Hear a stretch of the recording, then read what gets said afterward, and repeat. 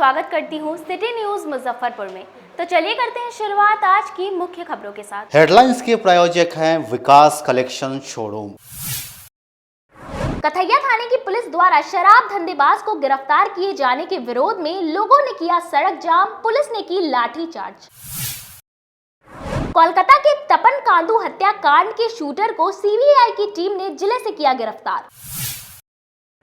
और police jeep ने road पार कर रहे दो लोगों को मारी टक्कर, एक की मौत। तो ये थी आज की मुख्य खबरें। अब खबरें विस्तार से। कथैया थाने की पुलिस द्वारा शराब धंधेबाज को गिरफ्तार किए जाने के विरोध में सड़क जाम किया, पुलिस ने किया लाठीचार्ज। जिले के कथैया थाने की पुलिस द्वारा एक शराब धंधेबाज राजन सहनी उर्फ राजू को गिरफ्तार किया गया।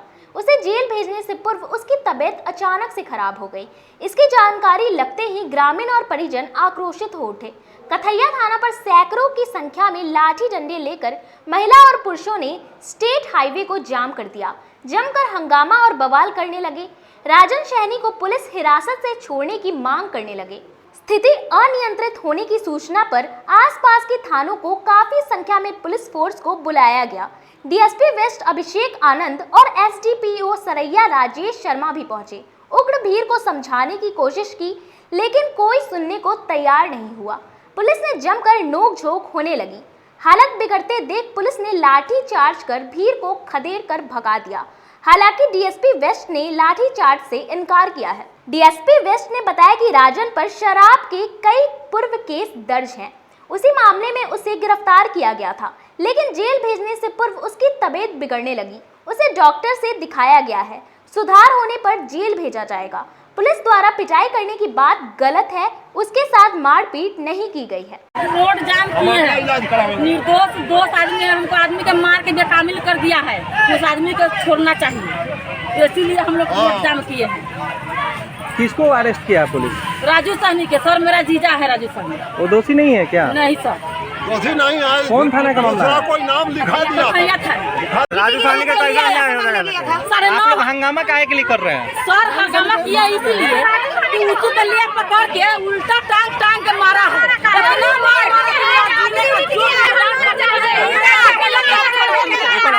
क्या मांग कर रहे हैं? मांग क्या कर रहे हैं? सुनो बताइए, क्या होना चाहिए आप लोग को? अभी हम लोगों को खबर मिली कि थाना पे कुछ भीड़ हो गई है। चूँकि विवाद ये था कि एक शराब के मामले में अभियुक्त को गिरफ्तार किया गया था, जिसको आज फॉरवर्ड करना था। तो उसकी तबीयत कल ख़राब हो गई थी, जिसके बाद उस इलाजरत था। उसी में उसके परिजन और कुछ लोगों का यहाँ के ये कहना था कि पुलिस के द्वारा भी उसके साथ मारपीट की गई है, तबीयत ख़राब है। तो त्वरित कार्रवाई करते उसके परिजनों को भी समझाया गया है, उसे फॉरवर्ड किया गया है। और अगर उसकी तबीयत ख़राब होगी तो वो डॉक्टर भी देखेंगे और उस हिसाब से उसको फॉरवर्ड किया जाएगा। बाकी उनका जो भी शिकायत है उस पर बिंदुवार हम लोग जांच करेंगे, और अगर तथ्य में कुछ भी सच्चाई निकलेगी तो उस पर स्ट्रिक्ट से स्ट्रिक्ट एक्शन लेंगे। सर थाने पे लोगों की भीड़ जुटी थी, हंगामा भी हुआ है और पुलिस द्वारा लाठीचार्ज किया गया। भीड़ तो जुटी थी, लेकिन कोई लाठीचार्ज की नौबत नहीं आई। बातचीत करके समझा दिया गया है, और अगर कुछ और इसमें तथ्य निकल के आएगा तो उस हिसाब से हम लोग एक्शन लेंगे। किस मामले में सर गिरफ्तारी की गई थी उसकी? शराब के मामले में वो पुराने 2-3 केसेज हैं उस पर, जिसमें उसकी गिरफ्तारी की गई। गिरफ्तारी हुई थी सर? गिरफ्तारी हुई है, परसों रात को गिरफ्तारी की गई थी उसकी। कल उसको फॉरवर्ड किया गया था, पर चूंकि उसकी तबीयत खराब थी तो कोर्ट के द्वारा उसे समय दिया गया था। उसके बाद उसे आज भेजा गया। आज वाले जो आक्रोशित जो लोग थे, उन लोगों में किसी गिरफ्तारी वगैरह भी है क्या? नहीं, अभी कोई गिरफ्तारी नहीं है। मामले जांच में देख लेते हैं, इसमें जो भी आएगा उस पर काम किया जाएगा। कोलकाता के तपन कांदू हत्याकांड में सीबीआई की टीम और जिला पुलिस ने शूटिंग समेत 3 लोगों को गिरफ्तार किया। पश्चिम बंगाल में मार्च में संपन्न नगर पालिका चुनाव में जीत के बाद कांग्रेस के निर्वाचित पार्षद तपन कांदू को 13 मार्च 2022 को बाइक पर आए 3 शूटरों ने गोली मारकर हत्या कर दी थी। मामले की जांच पश्चिम बंगाल पुलिस कर रही थी और कई लोगों को गिरफ्तार भी किया था। बाद में मृतक तपन कांदू की पत्नी पूर्णिमा कांदू ने कोलकाता हाई कोर्ट में मामले की जांच सीबीआई से कराने को लेकर एक याचिका दाखिल की थी। कोलकाता हाई कोर्ट ने सीबीआई जांच का आदेश दिया था। हाई कोर्ट के आदेश पर कोलकाता सीबीआई इस मामले की जांच कर रही थी। मामले में पश्चिम बंगाल एवं सीबीआई कोलकाता की टीम ने लोगों को पूर्व में ही गिरफ्तार किया था। हत्या के दिन अपाची बाइक पर 3 सवार आए थे और तपन कांदू को गोली मारकर फरार हो गए थे। डीएसपी टाउन राम नरेश पासवान ने बताया कि पश्चिम बंगाल के हरदा थाने में 6 माह पहले हत्या का एक केस दर्ज हुआ था। वो मामला सीबीआई को दिया गया था। सीबीआई के अधिकारी मुजफ्फरपुर आए थे। उन्हें एक अपराधी के मुजफ्फरपुर में छिपने की सूचना मिली थी। इस मामले में मुजफ्फरपुर पुलिस से सहयोग मांगा था। पुलिस अधीक्षक महोदय के निर्देशानुसार एक टीम बनाई गई, जिसमें डीआईयू के अधिकारी और सदर थाने की पुलिस शामिल थी। टीम के द्वारा उक्त अपराधी को गिरफ्तार कर सीबीआई के हवाले कर दिया गया। विधिवत कार्रवाई की जा रही है। पहले से भी उसका आपराधिक इतिहास रहा है। इस संबंध में सीबीआई के अधिकारी को जानकारी है। पश्चिम बंगाल के झालदा थाने में एक हत्या का केस हुआ था विगत 6 महीना पहले। वो कार्य सीबीआई को दिया गया था। सीबीआई के अधिकारी यहाँ आए थे। मुजफ्फरपुर में एक अपराधी के छिपने का सूचना मिला था, इसी पर आए थे और मुजफ्फरपुर पुलिस से सहयोग मांगा गया था। पुलिस अधीक्षक महोदय के निर्देशानुसार हमारी एक टीम लगाई गई, जिसमें डीआईयू के सभी पदाधिकारी और सदर थाने की पुलिस के द्वारा उनको अरेस्ट कर करके उन्हें सुपुर्द कर दिया गया है। विधिवत कार्रवाई पहले से भी उनका आपराधिक इतिहास रहा है और उसके संबंध में सीबीआई के अधिकारी सोशल मीडिया पर अश्लील फोटो और वीडियो डालकर महिला छात्रों को ब्लैकमेल करने वाले युवक को सदर थाना पुलिस ने गिरफ्तार किया। सोशल मीडिया पर अश्लील फोटो वीडियो डालकर छात्रा महिलाओं को ब्लैकमेल करने वाले मास्टरमाइंड मृत्युंजय कुमार को सदर थाने की पुलिस ने गिरफ्तार कर लिया है। उसे समस्तीपुर जिले के मुसरी धरारी थाना अंतर्गत कमला बरबट्टा गांव स्थित उसके घर से पकड़ा गया। पुलिस उसके पिता मुकेश सिंह को भी हिरासत में लेकर पूछताछ कर रही है। पूछताछ में मृत्युंजय ने पुलिस को बताया कि एक ऐप के जरिए लड़कियों के व्हाट्सएप नंबर जुटाता था। व्हाट्सएप से फोटो डाउनलोड कर नग्न लड़की और औरतों के फोटो के साथ जोड़कर संबंधित लड़की को भेजकर रुपए की उगाही करता था। पुलिस जब्त मोबाइल की एफएसएल जांच समेत इनमें मिले पॉर्न वीडियो और फोटो की भी जांच कराएगी। इसके लिए केस की आयु बहुत जल्द कोर्ट में अर्जी दी जाएगी। मृत्युंजय के मोबाइल से पुलिस को 2 दर्जन से अधिक लड़कियों व 1 दर्जन से अधिक संदिग्ध मोबाइल नंबर भी मिले हैं। ये नंबर जांच के लिए सर्विलांस सेल को सौंप दिए गए हैं। मृत्युंजय 1 दर्जन से अधिक छात्राओं को ब्लैकमेल कर चुका है। कई लड़की औरतों के साथ उसके अवैध संबंध हैं। उसके जब्त मोबाइल में लड़की और औरतों के साथ अतरंग तस्वीर और वीडियो भी पुलिस को मिली है। उन सब की जांच की जा रही है। जी बिल्कुल। उसमें एक मुसरी घरारी के एक आदमी है जो एक ऐप के माध्यम से एक लड़की का डीपी से फ़ोटो निकाल कर करके और उसमें एडिट कर करके गलत फ़ोटो लगा करके और उनसे रेंसम की मांग की जा रही थी और हम लोगों ने उस पर एफआईआर दर्ज कर करके उसे गिरफ्तार कर लिया है। और साथ ही ऐसे कई लोगों को इस संबंध में हम लोग आगाह करना चाहेंगे कि अपना फ़ोटो डीपी में ना लगाएं, ताकि ये जो गंदे मानसिकता के लोग हैं इसमें कामयाब ना हो सकें। ऐसा सुनने में आया है, क्योंकि वो समस्तीपुर ज़िले के मुसरी घरारी के रहने वाले हैं, इसलिए वहाँ के थानाध्यक्ष के द्वारा भी बताया गया है कि खूंटी एवं कई जगह जो है उनके मामला दर्ज हुआ है, उनके द्वारा भी इनकी खोजबीन की जा रही है। एसकेएमसीएच में भर्ती किडनी कांड पीड़िता के बेहतर इलाज के लिए पटना के IGIMS में भेजा गया। झोला छाप डॉक्टर से इलाज के दौरान दोनों किडनी गंवा चुकी सकरा की सुनीता का इलाज पिछले कुछ दिनों से एसकेएमसीएच में चल रहा था। लगातार डायलिसिस के बाद अब बेहतर इलाज के लिए गुरुवार को पटना के IGMS में भेजा गया है। एसकेएमसीएच से उसे पटना रेफर कर दिया गया। सिविल सर्जन यूशी झा ने बताया कि पिछले कई दिनों से सुनीता का इलाज एसकेएमसीएच में चल रहा था, लेकिन हालत में सुधार नहीं होने के कारण सुनीता को बेहतर इलाज के लिए IGMS पटना भेजा गया है। हालांकि इससे पहले सुनीता के परिजन पटना जाने को तैयार नहीं थे, लेकिन अधीक्षक और अन्य डॉक्टरों के समझाने के बाद IGMS पटना जाने को तैयार हुए। दरअसल सुनीता पिछले शनिवार को एसकेएमसीएच के ICU में भर्ती थी। बुधवार को भी सुनीता का डायलिसिस किया गया। इससे पहले उनकी 3 डायलिसिस की जा चुकी है। सुनीता की हालत स्थिर है। इससे रेफर किया गया है IGMS पटना, सेक्युलर पटना, आगे की इलाज के लिए और आगे जो भी वहाँ संभव हो पाएगा उसका किडनी ट्रांसप्लांट के लिए वहाँ उसके लिए। तो किस तरह की सब परेशानी हो रही है? उसको परेशानी है, जब किडनी नहीं है तो पेशाब बन नहीं रहा है। पेशाब क्या होता है, शरीर का जो भी शरीर का टॉक्सिक चीज़ होता है वो पेशाब के रास्ते से निकलता है। तो जब किडनी नहीं है तो पेशाब बन नहीं रहा है, इसलिए उसको डायलिसिस कर करके उसको निकाला जा रहा है। वही जब तक ले उसका अगला कुछ ट्रांसप्लांट नहीं होता है तब तक लगातार डायलिसिस पर ही रखना पड़ेगा जान को उसको बचाने के लिए। तो किडनी ट्रांसप्लांट के लिए अर्जी होती है, वह आगे गया है। ट्रांसप्लांट लंबा प्रोसेस होता है, उसमें पहले डोनर के लिए देखा जाता है कि डोनर मिल जाए, उसके बाद में डोनर का जो भी रहता है उससे मैच कराना होता है कि इसको मैच करेगा कि नहीं करेगा, तब ट्रांसप्लांट होता है। तो वहाँ सब फैसिलिटी है, वहाँ सब करेगा लोग जहाँ तक संभव होगा उसको जान को बचाने के लिए। सरकार भी तत्पर है, हम लोग भी तत्पर हैं, चाहिए उसका जान बचाना। शहर में आवारा कुत्तों का खौफ दिन ब दिन बढ़ता जा रहा है, पर नगर निगम प्रशासन की नींद अब तक नहीं खुल सकी है। शहर में इन दिनों आवारा कुत्तों का आतंक मचा हुआ है। गली हो, मोहल्ला हो या मुख्य सड़क, हर जगह आवारा कुत्ते बेखौफ होकर घूमते नजर आते हैं। मिठनपुरा थाना क्षेत्र में करीब 1 महीने पहले आवारा कुत्तों ने दिन दहाड़े एक बच्ची को नोच कर मार डाला था। इसके बाद नगर निगम मुख्यालय की नींद टूटी, पर कार्रवाई के नाम पर खाना पूर्ति कर दी गई। रात दिन सड़कों पर घूमने वाले आवारा कुत्तों को पकड़ने के बजाय गाय भैंस पकड़ने का अभियान शुरू किया गया।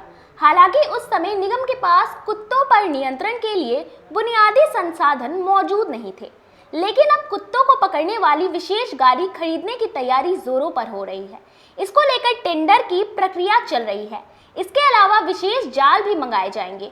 वहीं अप नगर आयुक्त मोहम्मद ओसामा इग्नू मंसूर ने बताया कि शहर वासियों को आवारा कुत्तों से हो रही परेशानियों से निजात दिलाने के लिए निगम के द्वारा जल्द ही काऊ कैचर की तरह डॉग कैचर शहर में मुहैया कराया जाएगा, जिसकी सारी तैयारी कर ली गई है। कुत्तों का आतंक बढ़ गया है और बीते दिनों एक दुर्घटना भी हुई थी, तो हम लोग एक जैसे काऊ कैचर है उसी तर्ज पर हम लोग डॉग कैचर बना रहे हैं। तो वो वैन बनकर लगभग तैयार हो चुका है और उम्मीद है इससे आवारा कुत्तों पर काफी हद तक रोकथाम लगाई जाएगी। जिले में किडनी कांड मामला मानवाधिकार पहुंचा। मानवाधिकार आयोग ने डीएम और एसएसपी से जवाब की तलब की। जिले के चर्चित किडनी कांड का मामला अब मानवाधिकार आयोग पहुंच गया है।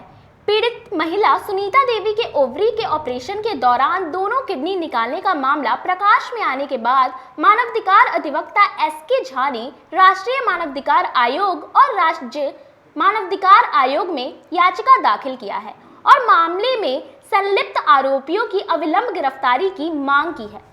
मालूम हो कि जिले के सकरा थाना के मथुरापुर गांव निवासी सुनीता देवी को पेट में दर्द था, जिसका इलाज वहीं बड़ियारपुर के शुभकांत क्लिनिक पर एक झोला छाप चिकित्सक डॉक्टर पवन कुमार के द्वारा किया गया। डॉक्टर पवन कुमार ने महिला के गर्भाशय में ट्यूमर होने की बात कही और 3 सितंबर को महिला का ऑपरेशन किया। ऑपरेशन के बाद सुनीता की तबीयत बिगड़ने लगी, शरीर में सूजन होने लगी। तब जाकर महिला के परिजनों ने मुजफ्फरपुर के एसकेएमसीएच में सुनीता का सिटी स्कैन कराया, जिसकी रिपोर्ट में दोनों किडनी दृश्यमान नहीं है। अधिवक्ता एसके झा ने बताया कि ओवरी का ऑपरेशन करना था तो किडनी गायब कैसे हो सकती है। उन्होंने मामले के संबंध में उच्च स्तरीय एवं निष्पक्ष जांच की मांग की है। अधिवक्ता श्री झा ने बताया कि यह मानवाधिकार उल्लंघन के अति गंभीर कोटि का मामला है। आया है कि मुजफ्फरपुर जिले के सकरा थाना अंतर्गत एक गांव के एक महिला के किडनी निकालने की बात हमको विभिन्न समाचार पत्रों के माध्यम से ही हम 10 दिन से पढ़ रहे थे। हमको काफ़ी पीड़ा हुई कि भाई मुजफ्फरपुर में कभी आँख का ऑपरेशन होता है तो पूरा आँख गायब हो जाता है। अब साल भर भी समय नहीं हुआ तो मालूम चला कि अब यहाँ पर किडनी गायब होने लगा। तो यह सब काफ़ी मानवता को शर्मसार करने वाली बातें हैं। महिला गई अपना गर्भाशय का जो भी उसको प्रॉब्लम था उस प्रॉब्लम को सॉर्ट आउट कराने के लिए महिला के द्वारा संबंधित क्लिनिक को जो शुल्क होती है वह शुल्क भी दिया गया। बावजूद इसके और जब अल्ट्रासाउंड में जब यह बात सामने में आ गई कि नहीं उसको गर्भाशय संबंधी ही समस्या है तो फिर उसमें किडनी निकल कैसे जाएगा। यह मुझे ऐसा प्रथम दृष्टया लगता है, यह हालांकि ये जांच का विषय है, लेकिन मैंने इसको माननीय आयोग के समक्ष हमने दिया है कि यह हो सकता है, इस बिंदु पर भी जांच की आवश्यकता है कि हो सकता है कि कहीं बहुत पहले से भी तो किडनी का वहाँ पर निकालने का कारोबार तो नहीं हो रहा हो। इस बिंदु पर भी गहनता से जाँच करना यथोचित होगा, इसलिए कि वहाँ पर जो मैंने रिपोर्ट आ रहा है कि गर्भाशय का में प्रॉब्लम है और निकाल दिया किडनी। अब मानवाधिकार अभी तक क्या कर रही है? हाँ, बिहार मानवाधिकार आयोग और राष्ट्रीय मानवाधिकार आयोग के समक्ष हमने इस मामले को रखा। इस मामले में हमने शिकायत दर्ज किया, आयोग को हमने सारी जानकारी हमने मुहैया कराया। इसमें Bihar state human right commission के द्वारा इसमें 6 सप्ताह के अंदर में एक रिपोर्ट भी मांगा गया है जिलाधिकारी मुजफ्फरपुर एवं वरीय पुलिस अधीक्षक मुजफ्फरपुर के यहाँ से, और 4/11/2022 को बिहार मानवाधिकार आयोग के समक्ष में इसकी सुनवाई भी होनी है। और हमने 4-5 बिंदुओं को माननीय आयोग को के समक्ष हमने दिया है, जिसमें एक बिंदु हमने ये भी दिया है कि मुजफ्फरपुर ज़िले के विभिन्न क्षेत्रों में जितने भी निजी क्लिनिक संचालित हो रहे हैं उन सारे निजी क्लिनिकों का निबंधन है कि नहीं, और सारे जो भी जो क्लिनिक हैं उन क्लिनिकों के संबंध में स्थानीय पीएससी को या स्थानीय जो प्रशासन है उस स्थानीय प्रशासन को इसकी जानकारी है कि नहीं, और जो इलीगल हैं उनके अगेंस्ट में ड्रास्टिक स्टेप जो है एडमिनिस्ट्रेशन लें, इसका हम लोग डिमांड किए हैं। और जो महिला पीड़ित है उस महिला की जो टोटल सरकारी खर्च पर इलाज हो, और उस महिला का अगर सरकार इसमें अगर अपना अगर हृदय को काफ़ी ऊंचा करके दिखलाए, काफ़ी विशाल करके दिखलाए, तो महिला को किडनी जो है ट्रांसप्लांटेशन का बिहार सरकार व्यवस्था भी करे। उत्पाद विभाग और जिला पुलिस द्वारा शराब पर की गई कार्रवाई का असर अब सदर अस्पताल में भी देखने को मिल रहा है। सदर अस्पताल में लगभग 1 सप्ताह से अजीब सा नजारा देखने को मिल रहा है, मानो पूरा पुलिस प्रशासन शराब के पीछे पड़ गई हो। रोजाना सदर अस्पताल में मेडिकल जांच के लिए 70 से 100 शराबी एवं शराब बेचने वालों को पकड़कर लाया जा रहा है। जिले के हर थाना क्षेत्र से मेडिकल टेस्ट के लिए गिरफ्तार अभियुक्तों को अस्पताल लाया जा रहा है। इनमें अपराध कर्मियों की संख्या कम रहती है, जबकि शराब पीने और बेचने वालों की संख्या अधिक रहती है। दरअसल जिले में शराबबंदी कानून को सख्ती से लागू कराने के लिए सरकार के निर्देश पर पुलिस प्रशासन अलर्ट है। पुलिस प्रशासन स्पेशल अभियान चलाकर शहर से लेकर गांव तक छापेमारी कर शराब पीने वाले और बेचने वालों को पकड़ रही है, जिसकी संख्या प्रतिदिन 70 से 100 होती जा रही है। इतनी बड़ी संख्या में लोगों को शराब के लिए पकड़ा जा रहा है, उन्हें जेल भेजा जा रहा है, जैसे मानो पूरा पुलिस प्रशासन शराब बेचने और पीने वालों के पीछे ही पड़ गई है। क्या रहता है उनका शराबी अपराधी? अधिकांशतः शराबी पीने वाला और बेचने वाला रहता है, अधिकांशतः उसमें कम ही रहता है जो अदर केस में पकड़ा के आता है। इधर बढ़ा है? हाँ, इधर तो बढ़ा है। अभी कितना संख्या हो गया लगभग? अभी लगभग 45-50 हो गया अभी तक। सुबह से कितना तक लोग आ चुका हो? ज़्यादा ही सब बढ़ता है, आपको 1 बजे के बाद से ही सब आता है। सवेरे में कम आता है, लेकिन सभी लेकर अभी 45-50 पुर गए होंगे, फिर अभी तक शाम तक आते जाएंगे। नहीं, सब अलग अलग थाना क्षेत्र, मुजफ्फरपुर डिस्ट्रिक्ट का सब लोग है, सब अलग अलग थाना क्षेत्र से आते हैं। यहाँ क्या करवाने के लिए? यहाँ डॉक्टर से फिटनेस करवाने के लिए आते हैं। फिर उसके फिटनेस के बाद? फिटनेस के बाद ये लोग अपना कोर्ट में ले जाएंगे, कोर्ट में प्रस्तुत करेंगे। फिर न्यायिक हिरासत में भेजेंगे? हाँ हाँ। ज़्यादातर के किस तरह के मामले यहाँ आते हैं? ज़्यादातर फिटनेस में मैंने कि कैदी जो लाता है वो दारू पीने वाला बेचने वाला ही ज़्यादा आते हैं। कैदी में तो यही आते हैं, जनरल पेशेंट तो बराबर आते हैं। जो ओपीडी का समय है 8 से 2 चलता है। आप लोगों को परेशानी होती है? हम लोग तो ड्यूटी में, परेशानी क्या होगा, आते हैं पेशेंट उनको दिखाते हैं। ड्यूटी है, स्टाफ लोग भी है, सब मिलके करते हैं। 100-150 भी हो जाता है कोई? क्या कभी 100 से भी पार कर जाता है? हाँ, कभी 100 से भी पार कर जाता है। ज़्यादा आबकारी डिपार्टमेंट से ज़्यादा लोग आते हैं। यहाँ समय हो चला एक छोटे से ब्रेक का। बने रहिए हमारे साथ, देखते रहिए सिटी न्यूज मुजफ्फरपुर। जिले की शान बन चुकी बाबा लहठी अब लोगों की जरूरत बन चुकी है। अत्याधुनिक रेंज और भरोसे को समेटे हुए लोगों के लिए नई नई डिजाइनर लहठी उतारते रहते हैं। ऐश्वर्या राय बच्चन, सचिन तेंदुलकर की पत्नी से लेकर न जाने कितने सारे नामी हस्तियां इस लहठी के दीवाने हो चुके हैं। लोगों के साथ ने ही बाबा लहठी की पहचान देश से लेकर विदेश तक बनाई है। ऐसा साथ बनाए रखने के लिए आप लोगों का तहे दिल से धन्यवाद।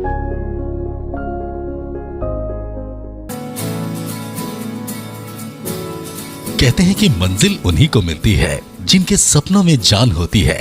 पंखों से कुछ नहीं होता, हौसलों से उड़ान होती है। तो अगर आप में भी है जज्बा कुछ कर दिखाने का, अगर आपके अंदर भी है एक जीनियस, अगर आप भी छूना चाहते हैं आसमान की ऊंचाइयों को, क्रैक करना चाहते हैं IIT JEE, AIIMS, NEET, NTSC, KVPY या फिर ओलंपियाड, तो आपके हौसलों को उड़ान देने के लिए है जीनियस क्लासेस। जी हाँ, सही सुना आपने, genius classes for IIT JEE, AIIMS, NEET, NTSC, KVPY, olympiad for 8th, 9th, 10th, 11th, 12th and target. अपने बेहतरीन सक्सेस रिकॉर्ड के साथ सफलता की नई ऊंचाइयां गढ़ रहा है जीनियस क्लासेस। तो my dear students, 8th, 9th, 10th, 11th, 12th and target के लिए नए बैचेस शुरू होने वाले हैं जीनियस क्लासेस में, जहां है separate hostel for boys and girls. जल्दी से पता नोट करें, genius classes, study centre, Pankaj market, Saraiyaganj, Muzaffarpur. अधिक जानकारी के लिए कॉल करें 7635091378 या फिर 7635091387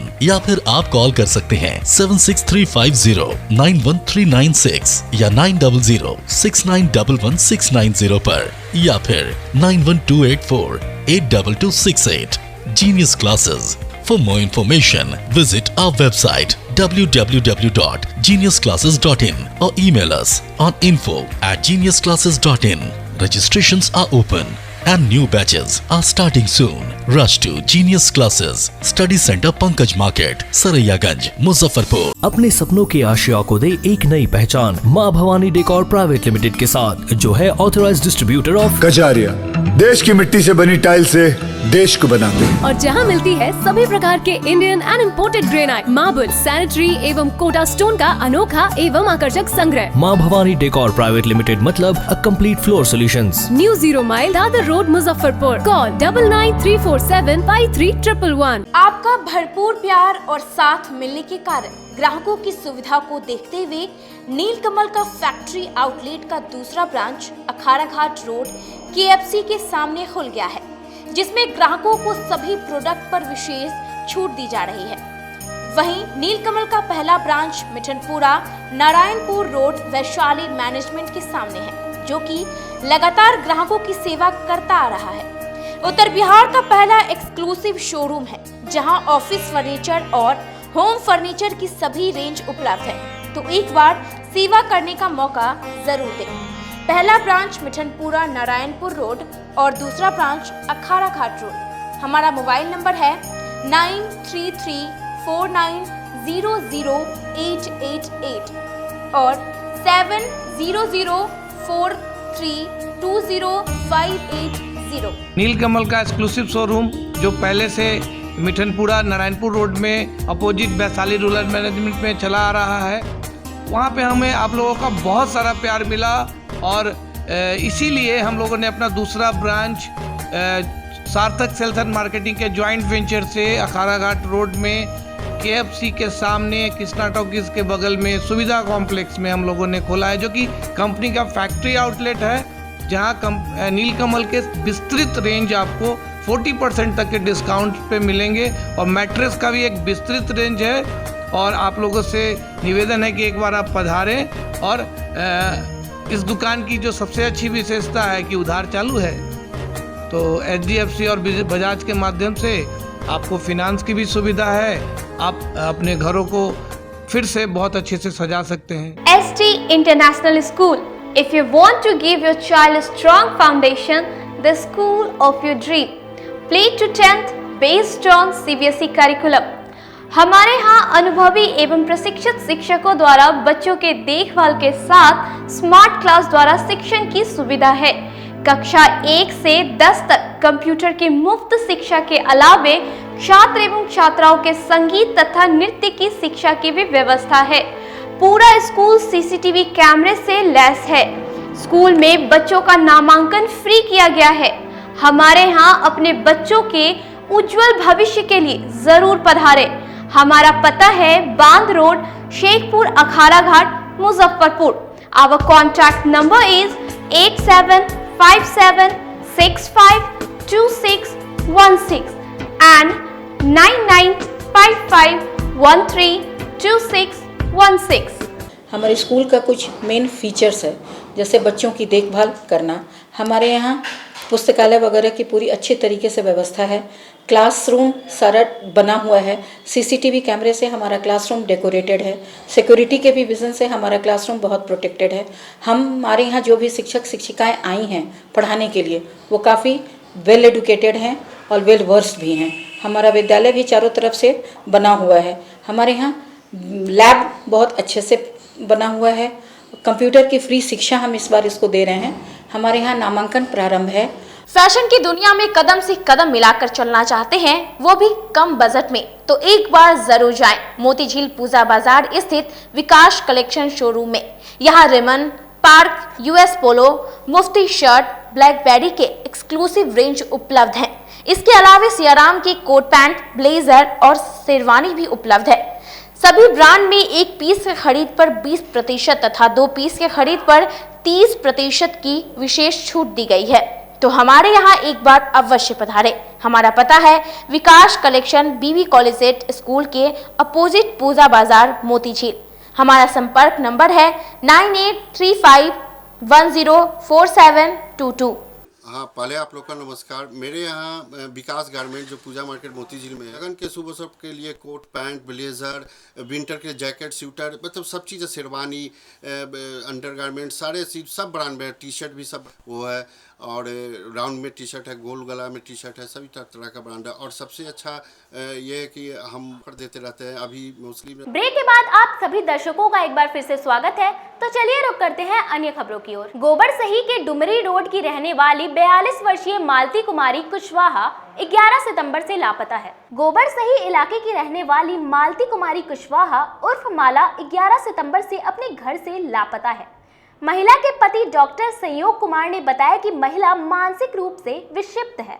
महिला के लापता होने के बाद से परिजन परेशान है। उन्होंने सभी लोगों से अपील की है कि जिन्हें भी यह महिला कहीं दिखे तो उन्हें खबर किया जाए। खबर देने वाले को उचित उपहार भी दिया जाएगा।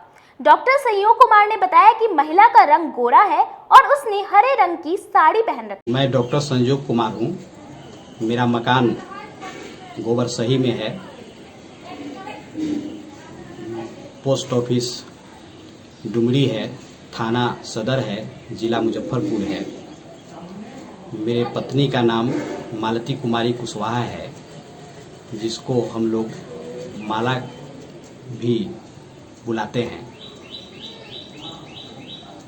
11 सितंबर को दिन के करीब 1 बजे वो चौक के लिए निकली, जो अब तक घर पर लौट के नहीं आई है। निकलते समय वो हरे रंग की साड़ी पहनी हुई थी। उसका उम्र 42 साल है, लंबाई 5 फीट है, रंग गेहुआ है। वो हिंदी बोलती है। अभी तक उसका कोई अता पता नहीं। बुधवार की देर रात अय्यापुर थाना क्षेत्र के भिकनपुर के पास 2 युवक को पुलिस वैन ने टक्कर मार दी, जिसमें से एक युवक की मौत हो गई। वो दवाई लाने गया था और अपने साइड से मैं से गुजर रहा था। पुलिस वाला आया, पीछे से मार दिया धक्का, फुटबॉल छुड़ा दिया।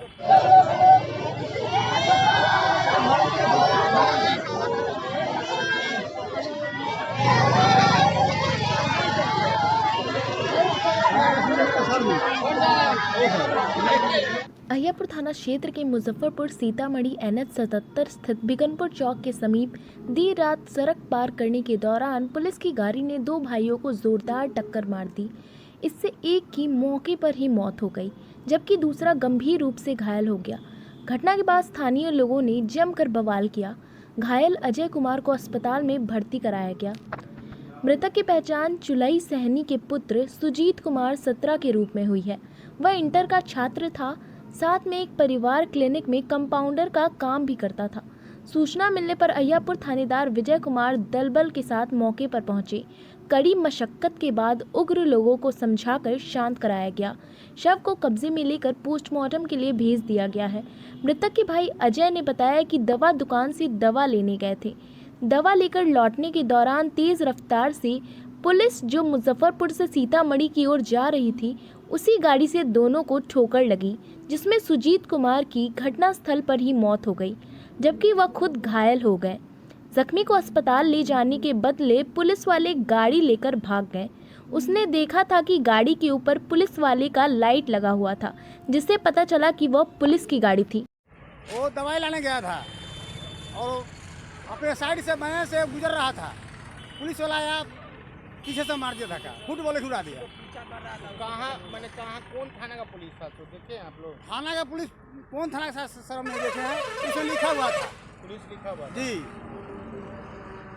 उसका पुलिस आई थी यहाँ पे जी, पुलिस आई थी एक्सीडेंट होने के बाद? पुलिस एक्सीडेंट होने के बाद पुलिस नहीं आया, नहीं आया, एक को बार भी नहीं किया।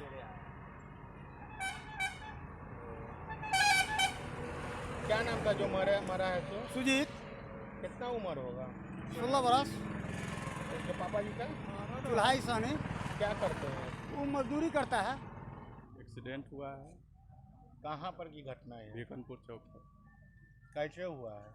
बच्चा दवाई लाने जा रहा था, उसका आर पार हुआ, बस एक्सीडेंट हो गया। कौन गाड़ी से लगा है? अब 4 चक्का था, कौन गाड़ी, वाइट कलर का कोई गाड़ी थी। पुलिस की गाड़ी थी क्या? पुलिस की गाड़ी। सबको ग्रामीणों का कहना है कि पुलिस की गाड़ी थी। कितने साल का लड़का था? 16 साल। पोपटी से दवाई लेके पास थाना ठोकर लगी है। कहाँ पर था वो लोग? भीकनपुर चौक पर। क्या चीज से ठोकर लगा है? पुलिस से गाड़ी से। पुलिस से गाड़ी से। तुम देखे हो? हाँ देखे हैं। कहाँ की गाड़ी थी? कौन? उतना ध्यान में नहीं है। क्या नाम है जिस लड़का जो मरा है तो? सुजीत। कहाँ का रहने वाला है? बीकनपुर। तुम्हारा क्या नाम है? राहुल। तो क्या करता था? पढ़ता था। किस क्लास में? कहाँ? इंटर। डीआरसीसी सभागार में जीविका महिला किसान प्रोड्यूसर कंपनी का 9वां वार्षिक आम सभा का आयोजन किया गया। जीविका संपोषित समर्पण जीविका महिला किसान प्रोड्यूसर कंपनी का 9वां वार्षिक आम सभा डीआरसीसी के सभागार में आयोजित किया गया। कार्यक्रम की शुरुआत जिलाधिकारी प्रणव कुमार और डीडीसी आशुतोष द्विवेदी ने संयुक्त रूप से दीप प्रज्वलन कर किया। जिलाधिकारी ने कंपनी में अच्छा काम करने वाले सदस्यों को स्मृति चिन्ह देकर स्वागत किया। समर्पण जीविका महिला किसान प्रोड्यूसर कंपनी द्वारा उत्पादित समर्पण बीज को लॉन्च किया गया। मौके पर डीडीसी ने कहा कि कंपनी लगातार अच्छा प्रयास कर रही है। इसी का नतीजा है कि आज इनका टर्नओवर करोड़ रुपए के ऊपर पहुंचा है। उन्होंने दीदियों से यह अपील की कि इसकी गति को और बढ़ाएं ताकि इस कंपनी का नाम राष्ट्रीय स्तर पर पहुंचे। वहीं जिलाधिकारी ने कहा कि जिले में जीविका से जुड़ी दीदियां आज किसी भी काम में पीछे नहीं हैं। उन्होंने कहा कि दीदियों के द्वारा स्थापित कंपनी का उत्पाद दूसरे राज्यों एवं शहर में भेजा जा रहा है, यह काबिले तारीफ है। अभी दीदियों द्वारा जो उत्पाद उत्पादित किया जा रहा है उससे किसान दीदियों को गुणवत्ता वाले बीज मुजफ्फरपुर में ही मिल जाएंगे। सक्सेसफुल 9th AGM की मीटिंग आज इन लोगों ने की है और काफ़ी खुशी की बात है कि जब 2013 में लगभग 10 कंपनी की शुरुआत की और लगातार ये सफलता के सीढ़ियों पर ये कंपनी के रूप में ये अधिसूचित और चढ़ती जा रही है और इसके द्वारा जो सीड्स बनाए जा रहे हैं न सिर्फ बिहार और भारत में बल्कि विदेशों तक इसका निर्यात हो रहा है और लगातार इसकी जो लाभ और जो इसका प्रोडक्शन है वो लगातार बढ़ रहा है। तो मैं इसके उज्जवल भविष्य की शुभकामनाएं करता हूँ और उम्मीद करूँगा कि आगे भी इस तरह से बेहतर प्रदर्शन करें। आरबीएबीएम कॉलेज के जियोलॉजी विभाग में inner wheel club of Lichhavi द्वारा स्वास्थ्य जागरूकता कार्यक्रम का आयोजन किया गया। राम वृक्ष बेनीपुरी महिला महाविद्यालय में जंतु विज्ञान विभाग के द्वारा inner wheel club of Lichhavi के तत्वाधान में गुरुवार को स्वास्थ्य जागरूकता कार्यक्रम का आयोजन किया गया, जिसमें स्त्री रोग विशेषज्ञ डॉक्टर अनुपमा शाही ने छात्राओं को कैसे स्वस्थ रहे, बीमारी से कैसे बचे, खान पान कैसे हो, इसके बारे में विस्तृत रूप से जानकारी दी गई। कॉलेज की प्राचार्य डॉक्टर ममता रानी ने कहा कि देखा गया है कि छात्राओं में एनीमिया की शिकायत ज्यादातर मिलती है। एनीमिक छात्रों में आयरन की कमी होती है। ये सब जंक फूड खाने से होता है, जो उन्हें मिलना चाहिए वो नहीं मिल पाता। इन्हीं सब विषयों पर आज इन्हें जागरूक किया गया। आज राम वृक्ष बेनीपुरी महिला महाविद्यालय के जंतु विज्ञान विभाग द्वारा एक स्वास्थ्य जागरूकता कार्यक्रम का आयोजन किया गया है रोटरी इनर व्हील्स क्लब के तत्वाधान में। और इसमें डॉक्टर अनुपमा शाही जो स्त्री रोग विशेषज्ञ हैं, वो हमारी छात्राओं को कैसे स्वस्थ रहा जाए, कैसे रोग से हम प्रारंभिक बचाव कर सकते हैं, क्या हमारा खाना पीना खान पान हो जिससे हम स्वस्थ रहें, इन सब विषयों पर छात्रों को जागरूक करेंगी। देखा गया है कि छात्रों में एनीमिया की एक बड़ी तादाद है, जो एनीमिक है हमारी छात्राएं, उनमें आयरन की कमी होती है और जैसे जंक फूड खाने से उनको प्रॉपर स्वास्थ्य उनका सही नहीं रहता है, उनको प्रॉपर जो चाहिए शरीर के लिए विटामिन या खनिज जो भी वो नहीं मिल पाता है। तो इन्हीं विषयों पर स्त्री सेहत के लिए जागरूक आज किया गया। निजी एम्बुलेंस कर्मी का हड़ताल तीसरे दिन भी जारी रहा, जिसके कारण मरीज दिन भर होते रहे परेशान। 102 एम्बुलेंस कर्मियों की हड़ताल तीसरे दिन गुरुवार को भी जारी रही, जिससे सदर अस्पताल में प्रसूताओं व दूसरे मरीजों को एम्बुलेंस सुविधा नहीं मिल सकी। सदर अस्पताल के एमसीएच में भर्ती मरीज को प्रसव के बाद अपने नवजात को लेकर ऑटो से घर जाना पड़ रहा है। वहीं एम्बुलेंस कर्मियों ने मांगों के समर्थन में प्रदर्शन किया। एम्बुलेंस कर्मचारी संघ के संयोजक मोहम्मद मुस्लिम ने कहा कि अब तक मांगों पर वार्ता करने और समझौते की पेशकश करने के लिए कोई अधिकारी नहीं आए। 6 महीने से एम्बुलेंस कर्मियों को वेतन नहीं मिला है। जब तक हमारी मांगे पूरी नहीं होगी तब तक आंदोलन जारी रहेगा। और अब तक के कोई भी वरीय पदाधिकारी से आश्वासन नहीं मिला है और न आए हैं भेंट करने के लिए, लेकिन आज श्रम अधीक्षक द्वारा लेटर दिया गया है। 21 तारीख के वर्षा कंपनी के बीच में और श्रम अधीक्षक के बीच में 21 तारीख के इस बात को समझौता होगी।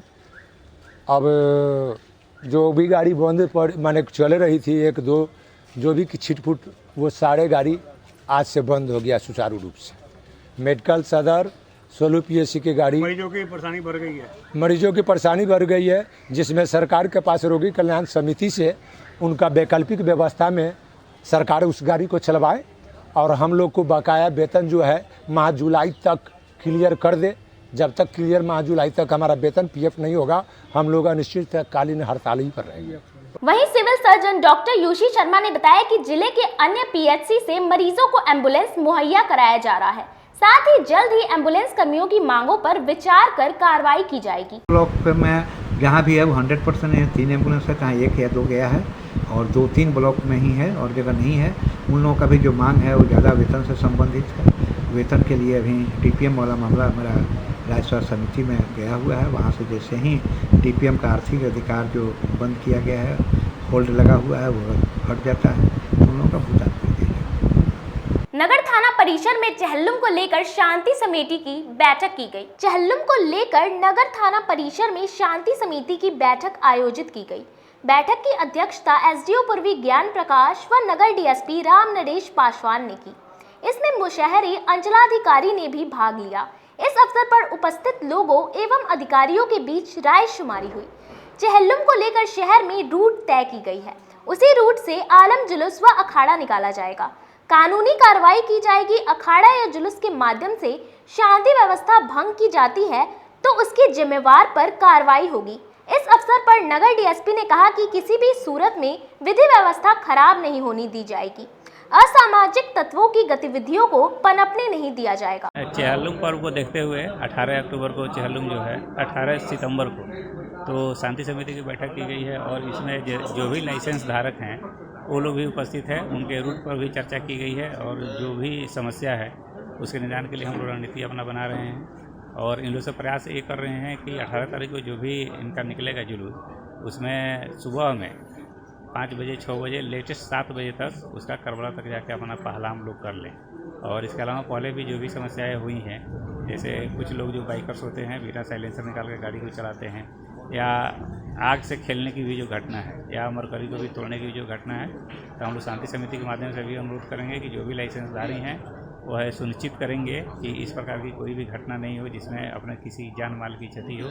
साथ ही साथ जो भी लाइसेंसधारी हैं 10 से 15 व्यक्ति का भी वो सूची अपना आधार नंबर, मोबाइल नंबर के साथ हम लोग को प्रोवाइड करेंगे कि टोटल जो जुलूस है वो प्रोटोकॉल के अनुसार निकले, कोई भी हम लोग का भी ट्रैफिक बाधित नहीं हो और अन्य कोई भी समस्याएं उस प्रकार की उत्पन्न नहीं हो। साथ ही नगर निगम के द्वारा जो भी हम लोग का रूट का साफ़ सफाई करना है तो हम लोग नगर निगम को भी आदेश देंगे कि समय साफ़ सफाई करा दे, ताकि जो हम लोग का सड़क रहे नीट एंड क्लीन रहे और उस पर जो चलने वाले राहगीर हैं उनको कोई समस्या नहीं है। आगामी 18 सितंबर को जो चहलुम मनाया जाना है उसके संदर्भ में हम लोग आज पीस कमेटी के मीटिंग में बैठे हुए हैं।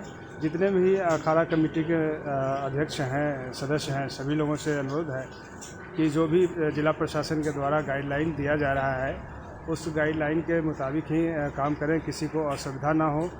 जो भी मार्ग है जुलूस का उसी रूट में जाएं और जो समय दिया गया है उस समय में समय ख़त्म करें। कोई वैसा काम नहीं करें जिससे कि आम लोगों को कोई तकलीफ़ हो। इसमें डीजे बजाना सर्वथा मनाही है। जो कोई हैं लाउड स्पीकर का ले सकते हैं एसडीएम साहब से लाइसेंस, और डीजे नहीं चलेगा। मरकरी फोड़ने की घटनाएं या बाइक से इधर उधर करना, साइलेंसर निकाल करके इस तरह का काम वर्जित रहेगा।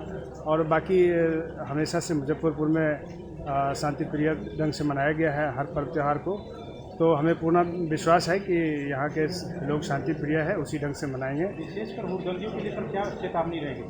हुड़दंगियों को लेकर के जितने भी संवेदनशील स्थान हैं इसके लिए जिलाधिकारी महोदय और वरीय पुलिस अधीक्षक महोदय के द्वारा ज्वाइंट आदेश निकलेगा। साथ ही क्यूआरटी का गठन किया जाता है। इनको लेकर करके हम लोग हमेशा हुड़दंगियों पर कार्रवाई करते आए हैं और इस बार भी हुड़दंगियों को साफ मैसेज है कि इस तरह का काम ना करें, नहीं तो कड़ी कार्रवाई के लिए। जिला परिषद सभागार में उर्दू भाषी विद्यार्थी प्रोत्साहन राज्य योजना द्वारा वाद विवाद कार्यक्रम का आयोजन किया गया। जिला उर्दू कोषांग के द्वारा गुरुवार को स्टेशन रोड स्थित जिला परिषद सभागार में उर्दू भाषी विद्यार्थी प्रोत्साहन राज्य योजना के तहत वाद विवाद कार्यक्रम का आयोजन किया गया, जिसमें मैट्रिक, इंटर और ग्रेजुएट के 75 छात्र और छात्राएं शामिल हुए। इन 75 प्रतिभागियों में से मैट्रिक, इंटर और ग्रेजुएट से 8 छात्रों को चुना गया, जिन्हें प्रोत्साहन राशि मोमेंटो सर्टिफिकेट देकर सम्मानित किया जाएगा। उर्दू भाषा कोषांग प्रभारी ने बताया कि इस तरह के कार्यक्रम से भाषा प्रचार प्रसार होता है।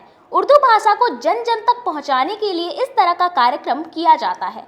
आज भी हम लोग गजल, मुशायरा और बहुत सारे लखनऊ में उर्दू भाषा का इस्तेमाल करते हैं। प्रोत्साहन राज्य योजना है जो उर्दू निदेशालय बिहार सरकार मंत्रिमंडल सचिवालय विभाग द्वारा चलाया जा रहा है और इसमें तीन स्टूडेंट्स, 3 ग्रेड के स्टूडेंट्स रहते हैं, मैट्रिक, इंटर और ग्रेजुएशन लेवल के। हर स्टूडेंट यहाँ पे एक वाद विवाद, एक टॉपिक दिया गया है, उर्दू गज़ल, उर्दू की लोकप्रियता कितनी है, और इसी को प्रोत्साहित करने के लिए हमें हर ग्रेड से, मतलब तीनों क्लास वर्ग से हम लोग को 8 स्टूडेंट को चुनाव करना है और उन्हें प्रोत्साहन राशि दी जाएगी, मेडल दी जाएगी और प्रशस्ति पत्र दिया जाएगा। कितने प्रतियोगी ने भाग लिया है इसमें? कुल 75, लगभग 75 प्रतियोगी। सब जिले के ही हैं, अन्य जिले के? सभी इसी जिले के। क्या उद्देश्य है इस तरह का कार्यक्रम करना? उर्दू भाषा को ज़्यादा से ज़्यादा प्रोत्साहन करना, उसका प्रचार प्रसार हो, ताकि उर्दू गज़ल, उर्दू भाषा का जितना लोकप्रियता है उसे लोगों को और रूबरू कराया जाए, उसकी लोकप्रियता और बढ़ाई जाए। खबरों का सिलसिला यही होता है समाप्त। अब मुझे और मेरी पूरी न्यूज़ टीम को दीजिए इजाजत। कल फिर मिलेंगे आपसे शहर की तमाम खबरों के साथ। नमस्कार।